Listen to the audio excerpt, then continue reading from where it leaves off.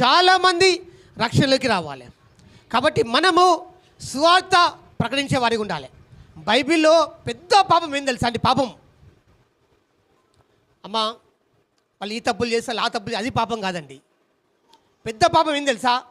యేసుప్రభువుని తెలుసుకోకుండా చనిపోవడమే పాపం. ఎందుకు అంటే యేసుప్రభువుని తెలుసుకోకపోతే చనిపోతే ఎక్కడికి పోతారు ఆ వ్యక్తి? అదే పెద్ద పాపం వల్ల వచ్చే జీతము మరణము. మరణం వల్ల ఎక్కడికి పోతారు? నరకానికి పోతున్నారు. కాబట్టి చూడండి, నీవు స్వార్థ ప్రకటించే వ్యక్తిగా నువ్వు ఉండాలి. నువ్వు వ్యక్తిగతంగా నువ్వు స్వార్థ ప్రకటించే వ్యక్తిగా దేవుడు నేను తయారు చేయబోతున్నాడు. హల్లెలూయా. ఇంకో చెప్పాలా, సువార్త ప్రకటించేవారు గొప్ప స్థితిలో ఉంటారండి. వారి యొక్క పాదములాట పర్వతలం మీద సుందరములై ఉంటాయట. హల్లెలూయా.